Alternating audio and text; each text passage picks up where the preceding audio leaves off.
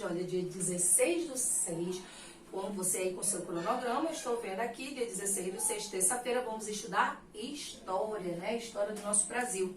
E aqui eu coloquei uns tópicos, né, para você saber o que nós vamos estudar hoje. Aqui, continuando, né, o nosso conteúdo do Brasil africano, tem muito conteúdo a ser explorado nesse assunto. E as nossas atividades vai começar da 142 até a 147 no nosso livro. E eu fiz um resumo aqui do que nós vamos ver nas páginas 142 a 144. Primeiro nós vamos falar sobre os malungos, né, o banzo, uma pesquisa que aparece também nessa página. E diz que a primeira questão vai ser no caderno de história com o cabeçalho, não esqueça. A número 2 é no caderno de desenho. Vamos já descobrir o que vocês vão fazer, tá? Senhor de engenho, vamos falar sobre o senhor de engenho, tráfico de escravos, vamos falar sobre a Lei Eusébio de Queiroz, que foi uma lei de 1850, né? Vamos falar sobre a abolição da escravatura em 1888 também. E vamos para o segundo conteúdo, que vai estar na página 145 a 147, que vai falar sobre quilombos, quilombolas, quem eram essas pessoas. As perguntas da primeira questão, página 146, vai ser no caderno, da letra A à letra B. E também nessa página que fala sobre quilombos e quilombolas, vamos fazer a terceira questão no caderno. Ela está na página 145.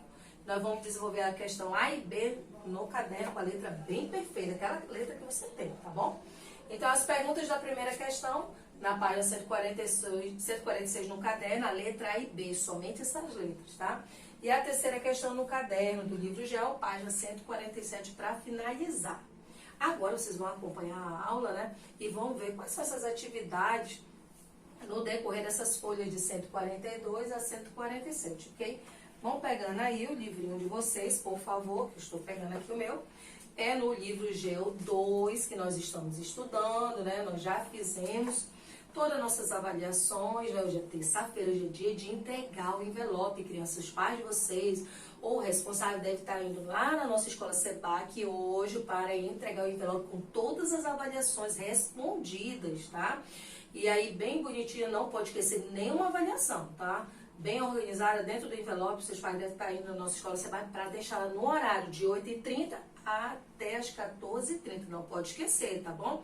E logo que a tia Maria entrar em contato conosco, nós, professores, vamos buscar, né, esse envelope e vamos fazer as devidas correções, ok?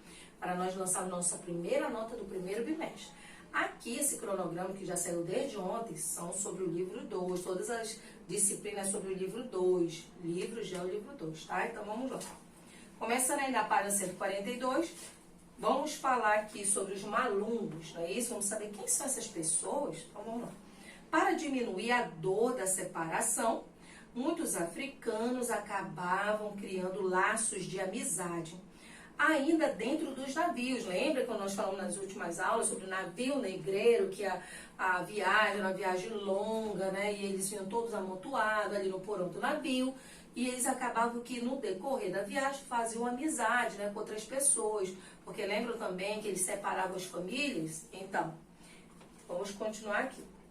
Ainda dentro dos navios, com pessoas até então desconhecidas, que também haviam sido escravizadas. Essas pessoas passavam a chamar umas às outras de malungos.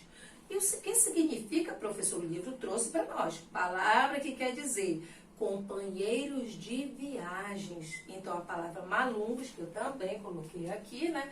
Significa dizer que são companheiros de viagem. Como eles faziam, a viagem era longa, eles acabavam que conversando, né? Para ver se passava as horas e os dias, devido à viagem ser tão longa. Então, eles se tornavam malungos, companheiros de viagem ou companheiros de sofrimento. Que também essa palavra vem a calhar para a situação que eles passavam lá naquele porão, não é isso? É um local que nós descobrimos de péssimas condições, né? Então, vamos lá. A amizade entre os malungos teve um papel muito importante para diminuir o sofrimento dessas pessoas e também ajudou a preservar a cultura africana no Brasil. Para muitos africanos, a dor física provocada pelo desconforto da viagem não era o maior problema. Havia também o desespero e o banzo, sentimento de saudade da sua terra, do seu povo e da sua liberdade. Então, o livro também nos trouxe o significado de banzo. Ele diz que banzo era um sentimento que aquelas pessoas, né, os africanos que estavam ali sofrendo pelo ambiente que estavam viajando, sofrendo também pela separação, né? Às vezes ele pegava as famílias, separava a mãe dos filhos, o esposo, né, da sua esposa, e separavam para viajar, para vir para o Brasil, essas pessoas para ser escravizadas. Então, além da estrutura não ser adequada para eles viajarem, eles também tinham um grande sofrimento aqui na cabecinha deles, que era a saudade da sua família, a saudade do seu país, a saudade da sua casa, a saudade da família unida, não é isso, criança? Então aqui banzo ele diz que é sentimento de saudade da sua terra, do seu povo e da sua liberdade, porque já está dizendo, né? Escravizados, perderam a liberdade. Quem ia tomar conta deles, quem ia ser seu dono, ia ser o senhor da fazenda, o senhor do engenho. Eles iam perder totalmente a autonomia sobre eles, eles não iam ter mais, não iam mandar mais em nada, não iam ter uma liberdade. Então, eu quero que vocês grifem todo este parágrafo, desde onde começa, para diminuir a dor da separação, e vai até o final do parágrafo que fala, e da sua liberdade, ok? Então, vocês estão vendo aí ao lado, né, a folha aí do livro que está grifado, não esqueçam, grifem tudo. A imagem que retrata aqui ao lado é uma imagem do porto, né? Isso, a imagem mostra o desembarque de africanos escravizados no Brasil. Então, aí que vocês estão vendo é o porto. No porto vocês estão vendo as pessoas, né? Os escravos africanos chegando, e ali vocês estão vendo pessoas bem vestidas, talvez portuguesas, esperando para o comércio de escravos, né? A compra e a venda de escravos. A primeira pergunta é: qual é o significado da palavra banzo? Consulte um dicionário. Ele pede para você também consultar um dicionário. Mas se você quiser colocar essa resposta aqui do livro, né? Tá ok, tá bom?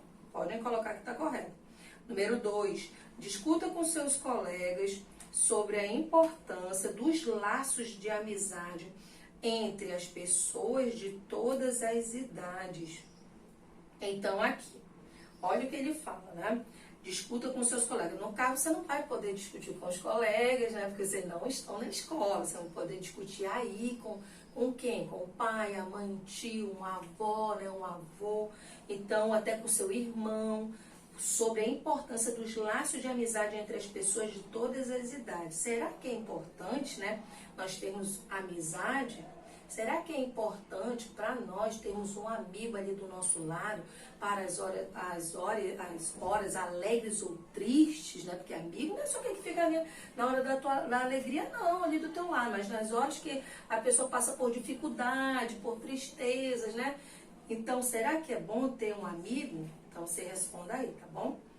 Vem o pesquise, não esqueça do pesquise. Pesquise diz assim: você sabia que os africanos contribuíram não só com a cultura brasileira, mas também com muitas tecnologias usadas na época da escravidão? E o caso é o caso da metalúrgia de ferro. Durante o período da escravidão, eram os africanos escravizados que faziam as ferramentas de trabalho com o ferro, bem como as ferraduras dos cavalos. Em muitas regiões da África, o trabalho com o ferro é conhecido há milhares de anos.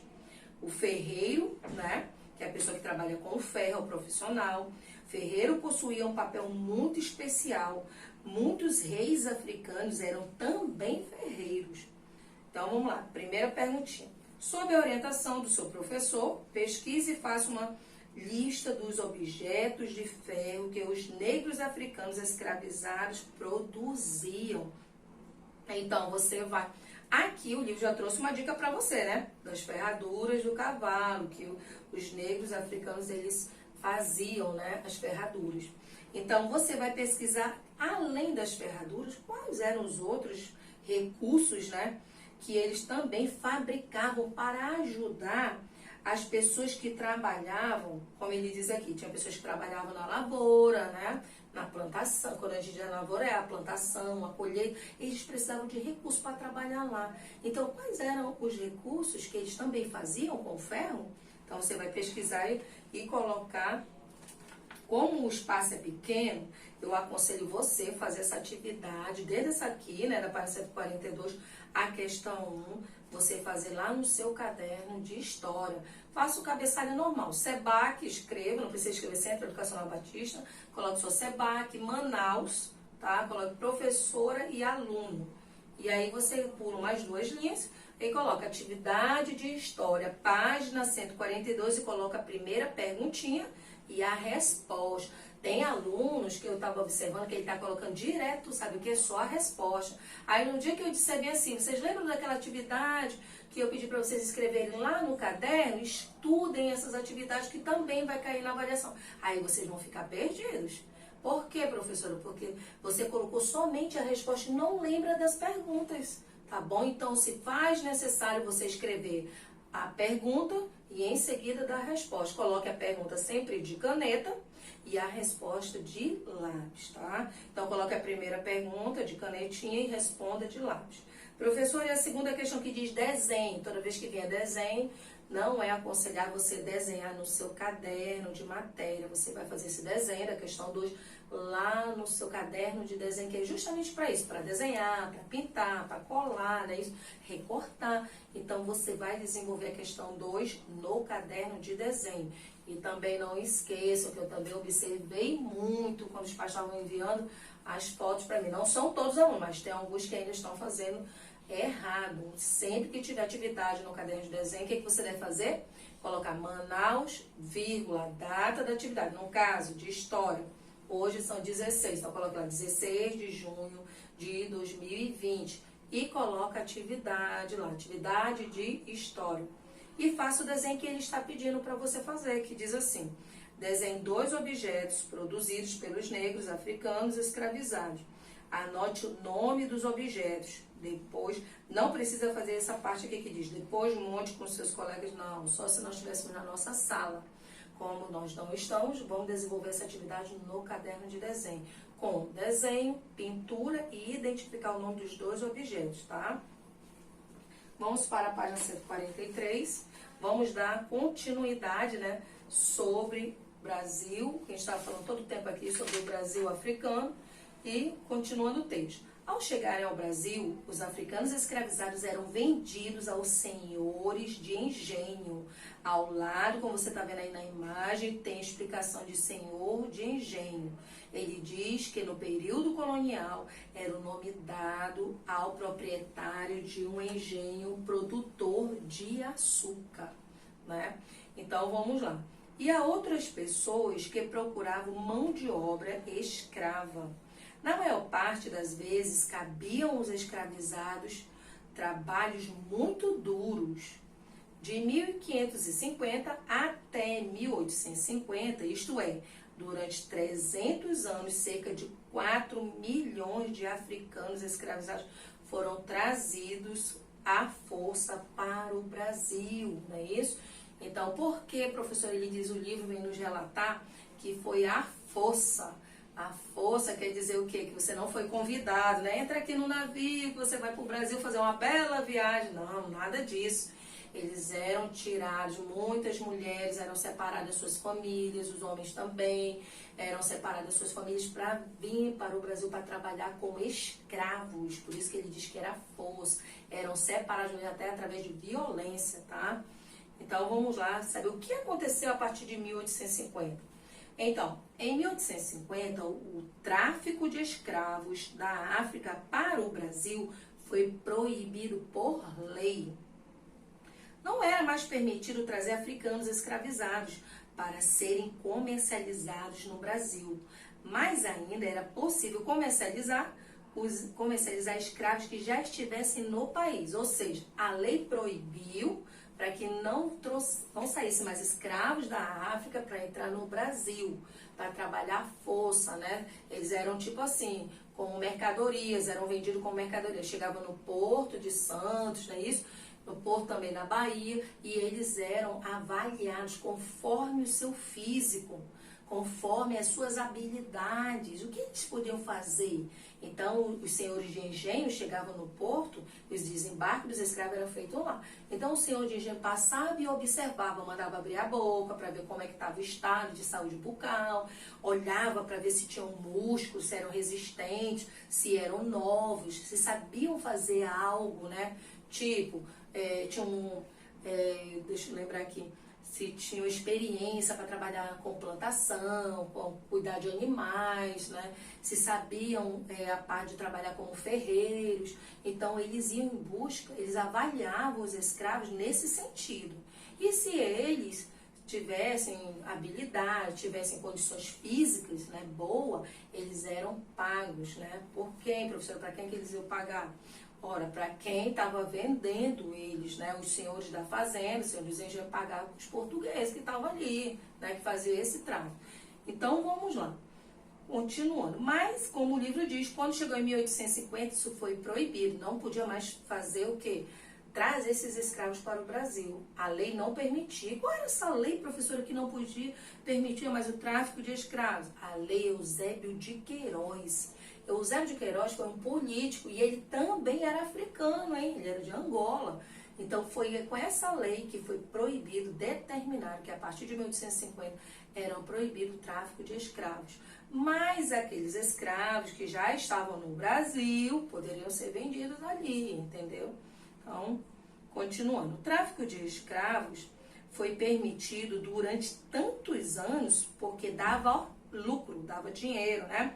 Aqueles que praticavam, e porque muitas atividades econômicas dependiam do trabalho escravo. Quando ele fala, criança, atividades econômicas, né?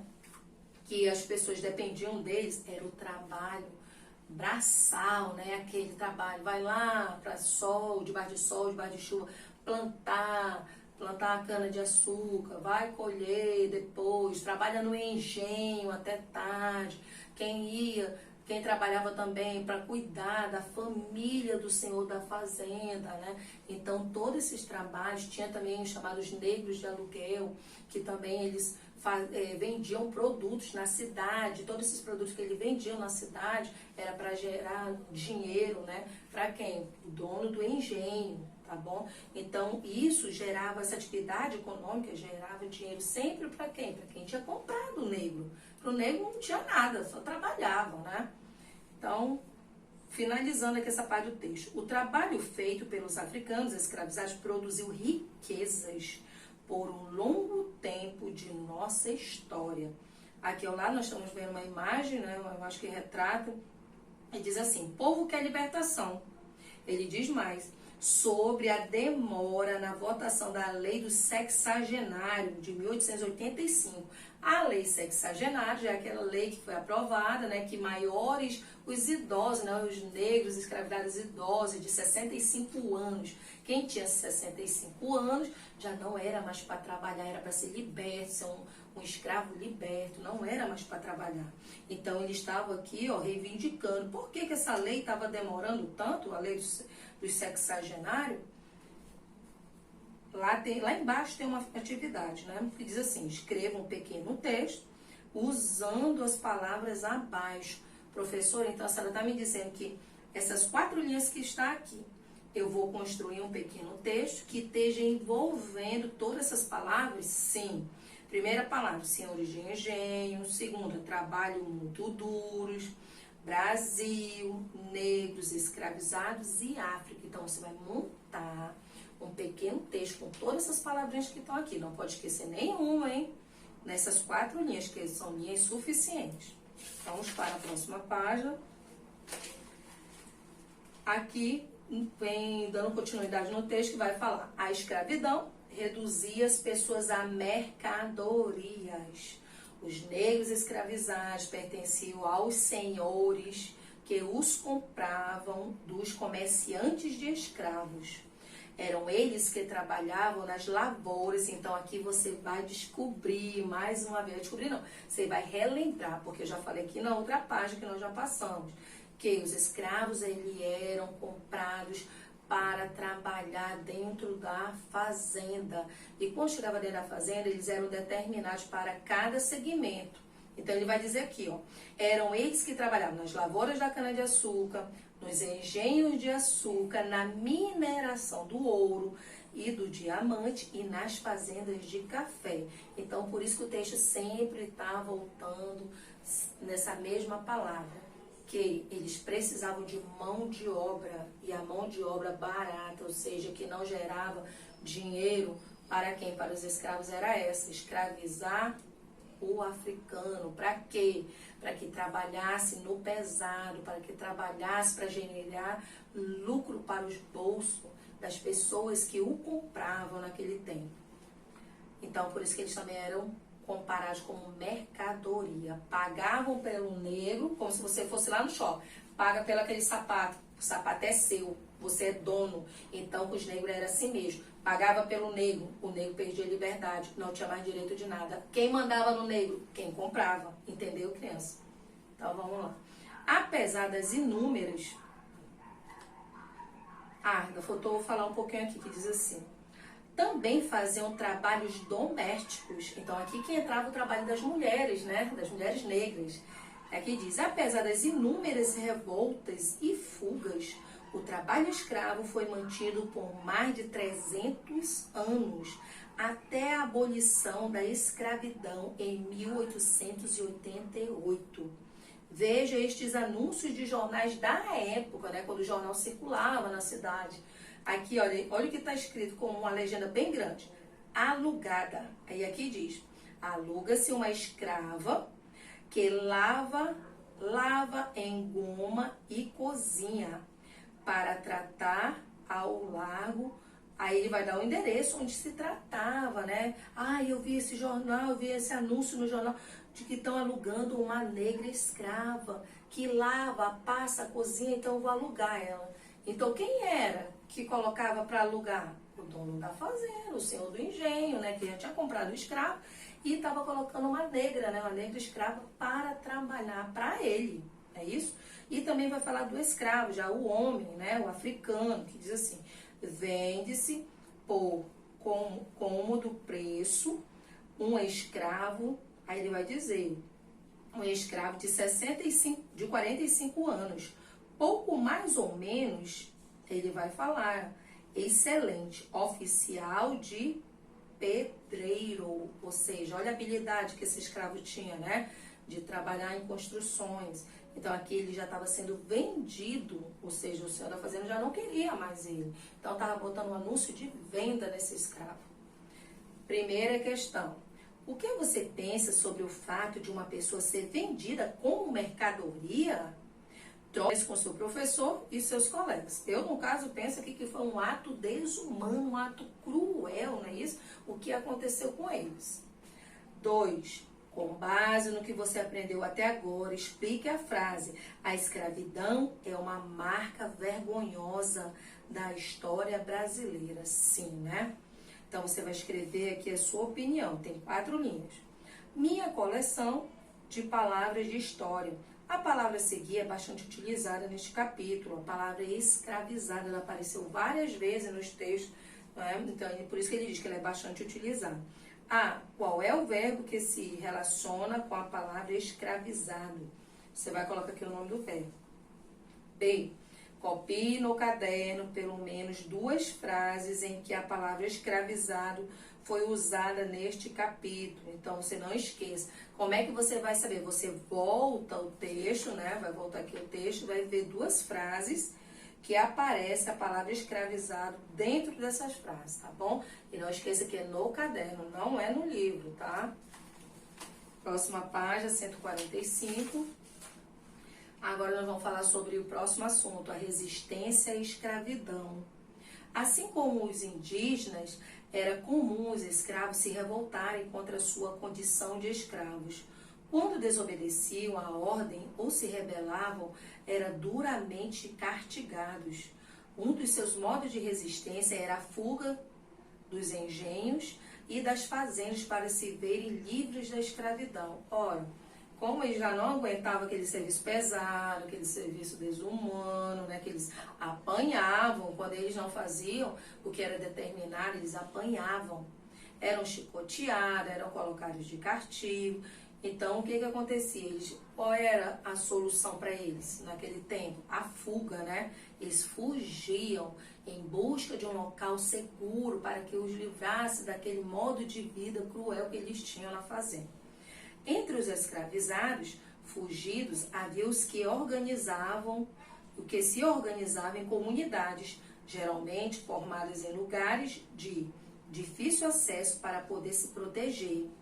Essas comunidades eram chamadas de quilombos, então você já está lembrando aí, né? Que quilombos eram que? Comunidade onde os fugitivos, os negros escravizados, fugiam, né? Em busca de quê? De segurança, né? Então você já está sabendo aqui. Havia quilombos em quase todo o litoral brasileiro e também em algumas áreas do interior do país. Ainda hoje há no interior e no litoral do Brasil comunidades, vilas e bairros que se organizaram, que se originaram de antigos quilombos, pois muitos de seus habitantes continuaram morando no mesmo lugar depois da abolição. Depois, ou seja, que foi abolido, né? Era proibido, estavam libertos da escravidão, mesmo assim já estavam acostumados a viver no quilombo, então eles não queriam mais sair dali. Eles continuaram vivendo naquele local do quilombo.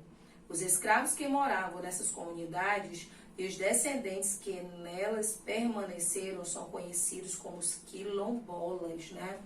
Quilombolas porque eles já se acostumaram a viver diante daquela moradia, né?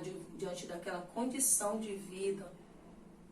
Primeiro, vamos às atividades. Primeiro, por que os negros escravizados se revoltavam? A gente leu aqui dentro do texto, né? Vai em busca da resposta. 2. O que eram os quilombos? Também a resposta está dentro do texto, crianças. Leiam várias vezes que você vai encontrar. Tem linhas suficientes para você escrever. Escreva com a letra bonita, hein? Bem organizada. Vocês estão em casa, não precisa fazer nada de fazer as atividades com rapidez. Eu quero fazer logo para mim brincar. Não, criança. Tudo tem o seu momento, tá bom? Então vamos lá. 3. Discuta com seus colegas. Não precisa discutir com os colegas que nós não estamos aonde? Na nossa sala de aula. Vai envolver quem aí? Seus familiares. Letra A diz: porque os quilombolas eram importantes para os negros escravizados, quilombos eram importantes para os negros escravizados, isso nós vimos aqui também, né? Então, como o espaço é pequeno para responder a letra A e a letra B, você vai responder no seu caderno também. Agora, crianças, sejam organizados. A cada atividade que é para responder no caderno, coloque sempre lá. Página, no caso aqui, página 145, coloque lá. Letra A, coloque a pergunta e responda. Letra B, coloque a pergunta e também responda. O que significa ser um quilombola hoje em dia, né? Então, responda tudo no seu caderno. Vamos para a página 146. Muitos quilombolas se formaram em áreas isoladas. Quilombos. Muitos quilombos se formaram em áreas isoladas, afastadas de cidades e vilas, pois os negros não queriam ser encontrados pelos senhores de terra. Mesmo após a abolição, muitas comunidades continuaram sem estradas de acesso. Isso facilitou a preservação de hábitos e costumes de seus antepassados, ou seja, mesmo com a abolição, eles tinham medo, eles tinham receio de tudo que eles passaram, eles tinham medo do Senhor, aqui como ele diz, né, o Senhor da fazenda, o Senhor de terra, que eles eram chamados, porque eles apanharam muito, foram muitos castigados, muitos morreram. Então os que sobreviveram ainda não tinham aquela lembrança de massacre, né, de uma vida cruel. E mesmo assim, com a abolição, eles não queriam ser encontrados, então ainda viviam naquela comunidade fechada. Aqui diz, a maioria pratica até hoje a agricultura ou a pesca artesanal. Alguns quilombos, porém, não estavam isolados. E isso facilitou o comércio, a comunicação e a integração com outras comunidades locais. Por falta de documentação que comprove a propriedade da terra, algumas comunidades quilombolas são ameaçadas por pessoas que querem expulsá-las. das áreas em que estão estabelecidas. Aqui o livro vem nos dizer que como eles não tinham, né, documentos que comprovavam que a terra era deles, até hoje eles são ameaçados de quê? De eles expulsarem, de não poderem morar mais lá, porque hoje em dia nós sabemos que para você ser dono de um local, você ter uma propriedade, você tem que ter um documento de compra e venda daquele local, né? Além disso, muitas dessas comunidades ainda não possuem eletricidade, água encanada ou rede de esgoto. Muitas associações lutam hoje no Brasil para dar aos quilombolas o certificado de propriedade das terras onde eles moram, né? Então, pelo menos o que a gente vê aqui, que aí já tem, né, pessoas que estão lutando por eles, para que eles tenham, né, o título de compra daquele local. Número 1, procure saber se existe no município onde você mora, ou seja, aqui em Manaus, tá? Você mora ou em um município vizinho, alguma comunidade originada de antigos quilombos. Anote as respostas no caderno. Pesquisem, crianças, porque tem, tá? Pesquisem. Letra A. Onde está localizada essa comunidade? B. Como é a vida das pessoas dessa comunidade? Número 2. Observe o mapa ao lado e responda. Esse mapa que você está vendo aqui é o mapa do Brasil, ele diz terras quilombolas. Esse mapa retrata, né, a divisão de terras do ano de 2016, tá? Não é um mapa atual não, de 2020 não, nem 2019, tá bom, criança? Então aqui diz, letra A, há comunidades em áreas de antigos quilombos no estado onde você vive. B, em caso afirmativo, quantas comunidades? Então aqui abaixo está a explicação, né, do mapa que diz assim, além das terras tituladas, representadas, existem mais de 3.000 áreas em outras fases do processo de reconhecimento. Ou seja, essas terras ainda estão passando por lei para que sejam reconhecidas e sejam de direito das pessoas quilombolas que moram, né? Página 147, é a última da nossa atividade de hoje, né? Então, vamos finalizar aí, dando esse resumo geral sobre o Brasil africano. Como vimos, apesar de o tráfico de negros escravizados ter sido proibido, lembra da lei lá na frente? A lei de 1850? Pois é, está falando dela. No Brasil, em 1850, a exploração do trabalho escravo continuou. O cultivo da cana-de-açúcar. Lembra que a primeira atividade que gerou dinheiro foi o quê? Pau-brasil. A segunda, a plantação da cana-de-açúcar, porque derivava produtos dessa plantação, né? O cultivo da cana-de-açúcar ainda era amplo, ou seja, grande, né? Porque não era só a cana-de-açúcar, não era só o açúcar também, mas eles faziam a rapadura, aguardente, então vários produtos vinham da plantação. Então aqui, continuando, mas o café, olha aí a terceira atividade que gerava lucro. Mas o café se tornava um produto cada vez mais importante para a economia brasileira. No início, as fazendas de café, nos estados, vai falar dos estados, os 3 estados principais, São Paulo, Rio de Janeiro e Minas Gerais, também usavam mão de obra dos negros escravizados. Mas para quê, professora? Ainda para a plantação da cana-de-açúcar? Não, criança. Já a nova atividade que gerava lucro, atividade econômica chamada café, tá? Então vamos lá. Ao longo do século XIX, a mobilização pelo fim da escravidão cresceu. Os grupos de pessoas que buscavam acabar com a escravidão eram conhecidos como abolicionistas. Então, formou um grupo de pessoas que não queriam mais que a escravidão permanecesse no Brasil. Como era o nome desse grupo? Os abolicionistas. Pessoas envolvidas mesmo, eram médicos, tinha uma certa parte que além de médicos tinha dentista, tá bom? Então eram pessoas envolventes, pessoas de política também, que resolveram o quê? Formar um grupo a favor de quem? Dos negros, né? Para que essa abolição acabasse mesmo, acabasse a escravidão e desse o quê? A liberdade definitiva. Então, a libertação definitiva dos escravizados já só ocorreu em 13 de maio de 1888, onde diz abolição da escravidão, né? Qual foi a lei, professor, que já apareceu, pelo que eu lembro, aqui já apareceu mais 2 leis. Sim, a lei do sexagenário, né, que você já sabe, Os escravos com mais de 65 anos tinham que ser libertos. A Lei Eusébio de Queiroz acabava com o tráfico de escravos. E, finalmente, a lei que definiu o que é escravidão, que foi no ano de 1888, quando a princesa Isabel assinou a Lei Áurea, né?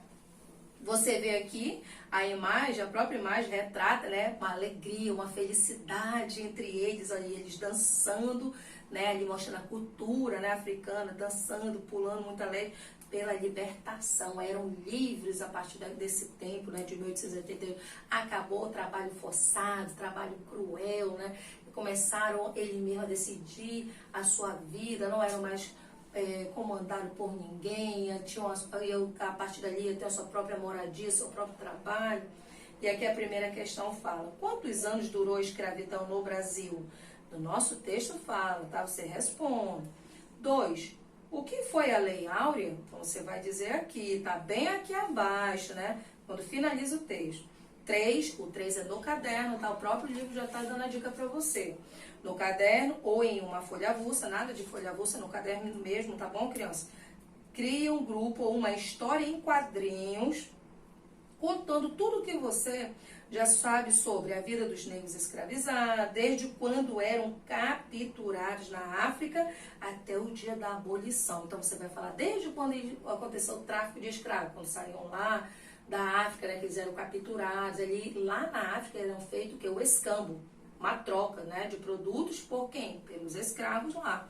E aí eles sofriam, né, na viagem longa dentro do navio negreiro até chegar no porto, né, daqui do Brasil. E quando chegava aqui, você já sabia o que ia acontecer. Iam para onde? Para o porto ser vendido como produtos, né, era o famoso comércio de escravos. E você também já sabe como é que era a vida deles aonde, professora? Dentro das fazendas. Tá? Então você vai fazer um resumo geral de tudo que você aprendeu, tá? É isso que a terceira questão do livro está lhe pedindo. E aí finaliza a nossa atividade de história de hoje. Muito legal, né, criança? Aprender sobre o nosso Brasil, sobre a nossa formação, né? Nós temos formações que nós já sabemos, formação indígena, formação africana, né? Nós temos a formação europeia, então nós já sabemos tudo sobre isso. O que é mais importante, saber o quanto que esse povo, né, o povo africano, o povo negro foi tipo assim, foi um ato de crueldade que fizeram com ele, foram escravizados, sofreram bastante, né?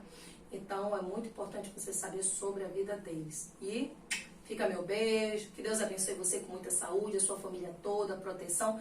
E tá chegando, né, crianças?